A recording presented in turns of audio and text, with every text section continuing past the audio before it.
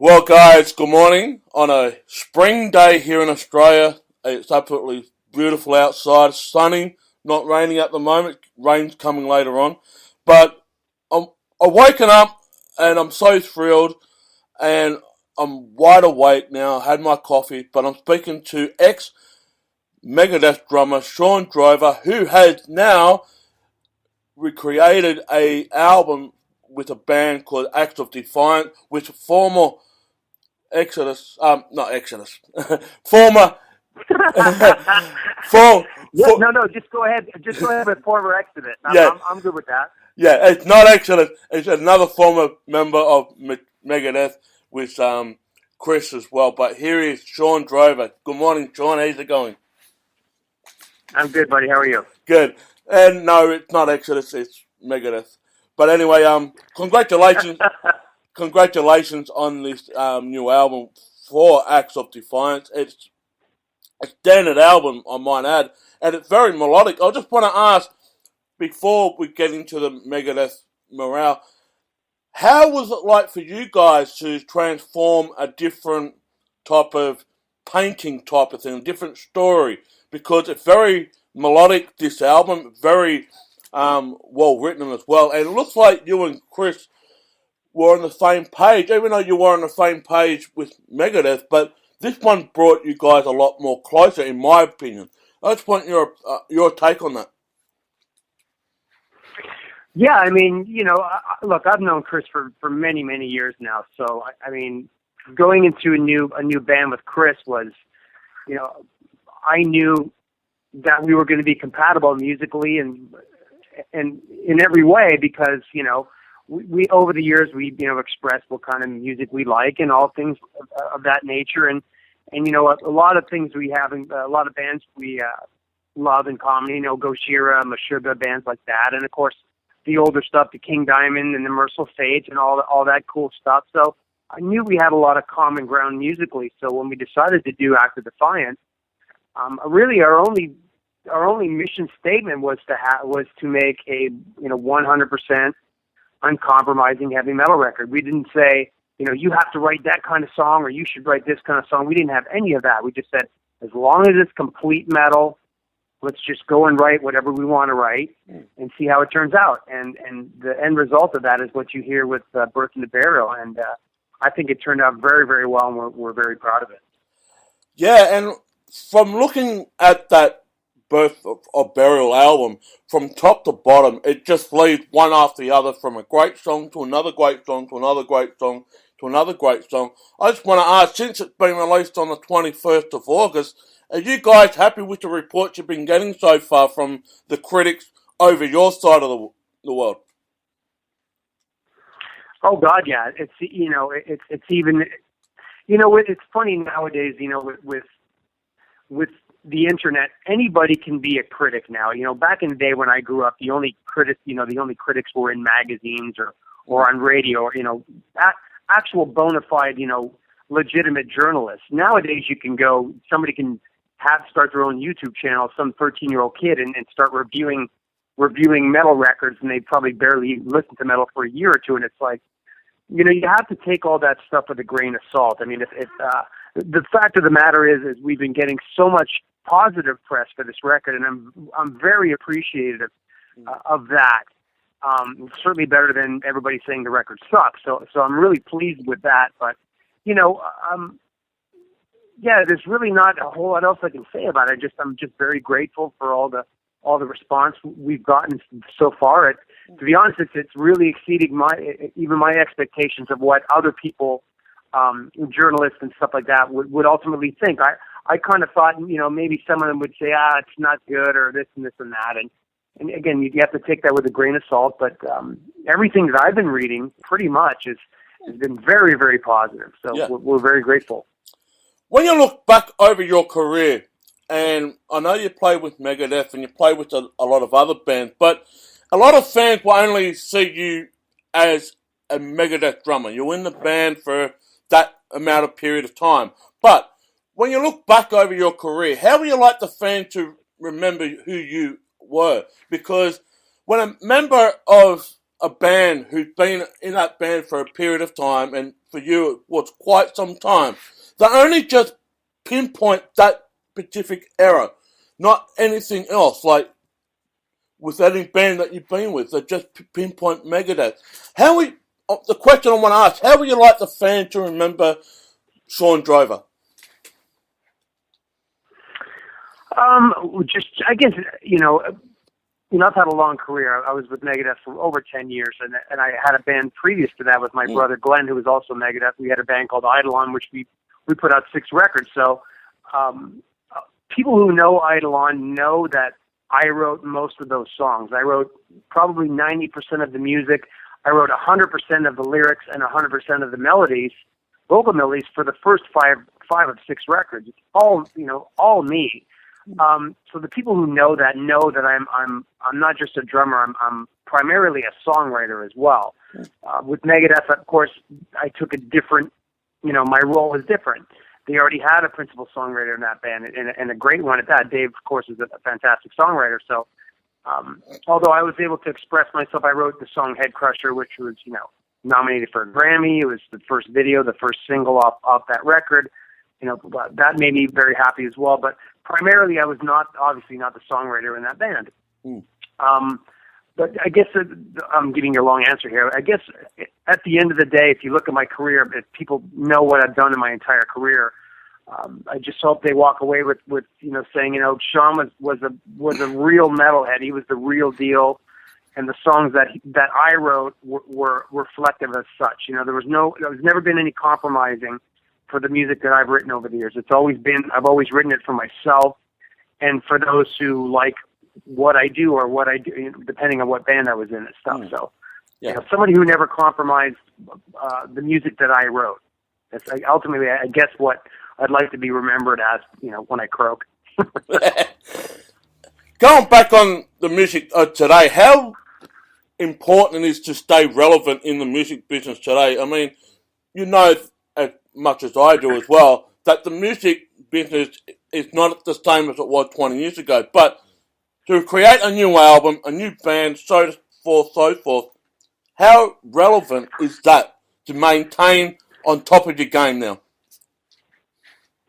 I don't know if it has any relevance at all anymore. I think the rule book has been thrown in the trash. I mean, because the industry is so messed up with people stealing music, certainly in heavy metal. And again, I'm not trying to stereotype anything, but if you look at the statistics, heavy metal music is rapidly declined in sales in the last 20 years, even since the late 90s when Napster and all that stuff happened. Yeah. It's really declined in sales. But on the flip side, I think now we might have more heavy metal fans than ever. And that's what kind of sucks, is that the genre is as vibrant and as important as it ever was, maybe even more so, because there's so many great bands out there now, young bands and old bands. But because the record sales are so bad, it's hard for a lot of these bands to get to Australia or get to places where fans are screaming for them to get there. But because there's little or no tour support or finances to get to these places, a lot of the bands that metal fans love in Oz and places of that nature, they don't get to see those bands, and it's really unfortunate. And a lot of the times it's a matter of economics or lack thereof, and that's all in relation to record sales being down. Yeah. That's what artists are bitching about. They're not doing it to be pretentious rock stars and all that crap. It's like saying, hey man, if you don't support the scene is going to dwindle, and that's what's happening from a financial perspective. And that's not subjective. That's a fact. Yeah, you know what I mean. Yeah. You see less bands with big, playing hockey. We call them hockey arenas here in North America. You see less bands playing these big arenas. You see less bands with big stage production and all that stuff that we had back in the '80s when it was MTV supported it and it was more of a vibrant, economical scene. I'm not to say that the music back then was better than it is now. I'm not saying that at all. I'm talking strictly from an economic standpoint. So, it makes it difficult in some ways. But again, like I said, on the flip side, I think maybe now there might be more metal fans than there ever was, because the generations now, you know, my kids and my grandson, I mean, you know, I'm that old now, so it's like, it's amazing to see all these young kids at shows that are, you know, listening to a lot of these bands who've been around for years for the first time. It's an amazing thing. So, you know, it's a difficult thing to answer. It is. You know. Yeah. And a good thing about it is the resurgence of the vinyl buying is coming back. I know here in Australia, a lot of fans want the vinyls, and I know people in America want the vinyls, and it's coming back in a different way. Yeah, I agree. Yeah. You know, it's weird how things are cyclical. You know what I mean? But you know, that's just the way it is. You know, I'm just, you know, for me, I'm just glad that, you know, there's been such a resurgence of metal in the last 10, 15 years. If you remember in the 90s, you know, when the whole grunge thing hit, I don't know, I can't really speak for Australia, but certainly even in North America in the mid-90s, saying you were in a metal band was like saying you had leprosy. No one wanted to have anything to do with metal from the record company standpoint, because it wasn't selling. So, you know, to see the scene come back so strongly and in the years since, and again to now, I think it's so vibrant and it's everywhere around the world. There's so many great metal fans. It's pretty inspiring and great thing to see ultimately. I think what it is here in Australia is more uniting. I mean, we're also very critical as well. If it's crap, we won't listen to it. If it's good, we'll follow it. I mean, I think metal fans are more rebellious in that way than not going and buying an album or go to support the band when they come on tour. Here in Adelaide, we're very, very picky on who do we see, on who do we support, because here in Adelaide, it's more underground type of support base. Compared to Melbourne, where everyone will flock into arenas and everyone will be jam-packed in every venue in Melbourne. Here in Adelaide, it's a bit hit and miss. We're more picky. I'm not, mind you. I go and support. But you were in Megadeth in 2014. Megadeth was supposed to come to Soundwave. I want to ask personally, what was the main problem with Megadeth not coming to Australia at that time? I know you can only say what you can say, but I think the fans just want a little bit of a clear picture of what actually went down behind the scenes type of thing. Honestly, I wasn't really a part of any of that because I was never involved in the business end of it. So I think it was a matter of new management coming in. At the time the band had new management, and for whatever reason, some business side of it, in terms of what bands that we were supposed to play with or something. You know, I don't know any more than you did, to be honest, because I was reading the things just as you were when it would come on the internet, you know, saying we weren't going to play with a couple of bands that were on a bill or something, and then the whole thing just blew up to where it was, you know, going back with the promoter and Mustaine. So, you know, for me, of course, that was extremely unfortunate. You know, I've been to Australia many times, as you know, and it's a fantastic country. It's you know, people, the fans of metal there are so, like you said, they're so passionate and they're so, if they're into it 110%. They don't go there. They're not, you know, oh, let's just go to a concert and whatever. I'm just going to go get drunk. It's not like that there. They're like hardcore. The bands they love, they're hardcore, man, and that's an inspiring thing for me. So, you know, because the fans are so genuine and so passionate about, you know, what they love, that's what you want a heavy metal fan to be. Yep.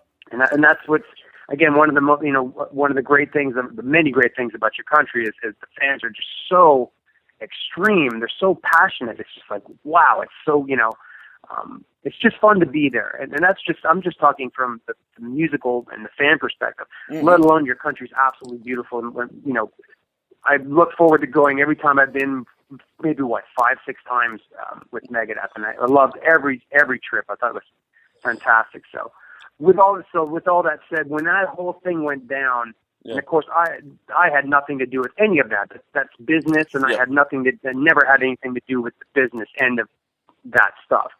So that turned into an unfortunate negative situation where a lot of fans were pissed.